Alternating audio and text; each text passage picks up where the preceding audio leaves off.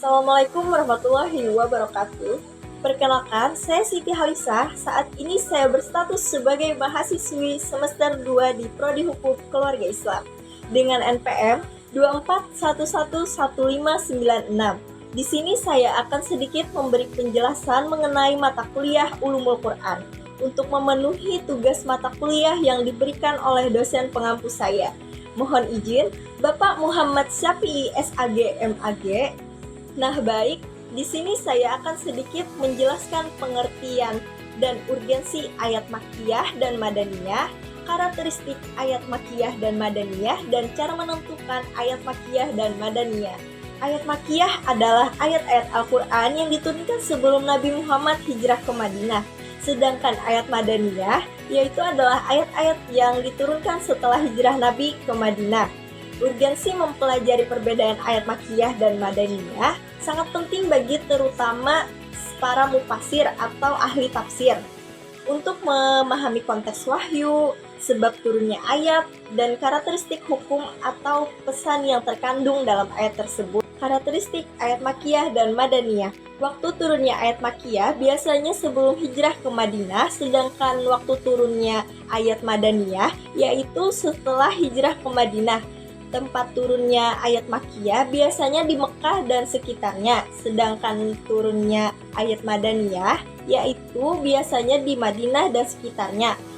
Sasaran ayat makkiyah, penduduk Mekah biasanya sering menggunakan seruan yang berbunyi ya ayyuhan nas atau wahai manusia, sedangkan sasaran ayat madaniyah, penduduk Madinah sering menggunakan seruan ya ayyuhallazina amanu atau wahai orang yang beriman. Isi dan gaya ayat makkiyah fokus pada tauhid, keimanan, hari kiamat, kisah nabi terdahulu, dan ajakan moral. Sedangkan isi dan gaya ayat madaniyah yaitu fokus pada hukum syariat, aturan sosial, politik, dan hukum keluarga. Ciri bahasa ayat makkiyah biasanya lebih singkat, tegas, dan penuh semangat. Sedangkan ciri bahasa ayat madaniyah yaitu biasanya lebih panjang, lebih detail, dan sistematis. Namun, tidak semua ayat konsisten mengikuti ciri ini. Misalnya surah Al-Baqarah yang termasuk madaniyah, namun ada ayat yang menggunakan seruan ya ayyuhan nas. Cara menentukan ayat makkiyah dan madaniyah. Para ulama menggunakan dua metode. Yang pertama, manhaj simai nakli atau pendengaran riwayat sahabat dan tabi'in. Yang kedua, manhaj qiyasi ijtihadi atau penalaran dan analogi. Selain itu, para ulama juga menggunakan 3 pendekatan untuk membedakan. Yang pertama, waktu turunnya, yang kedua, tempat turunnya, dan yang ketiga, sasaran pembicaraan. Selain itu, para ulama juga menggunakan 3 pendekatan untuk membedakan. Yang pertama, waktu turunnya, yang kedua, tempat turunnya, dan yang ketiga, sasaran pembicaraan. Selain itu, para ulama juga menggunakan 3 pendekatan untuk membedakan.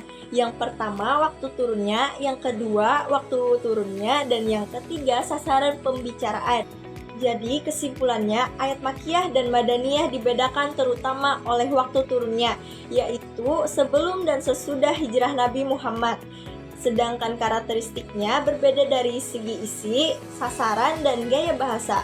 Penentuan ayat makkiyah dan madaniyah paling-paling dilakukan dengan metode riwayat sahabat, dilengkapi dengan analisis ciri-ciri ayat.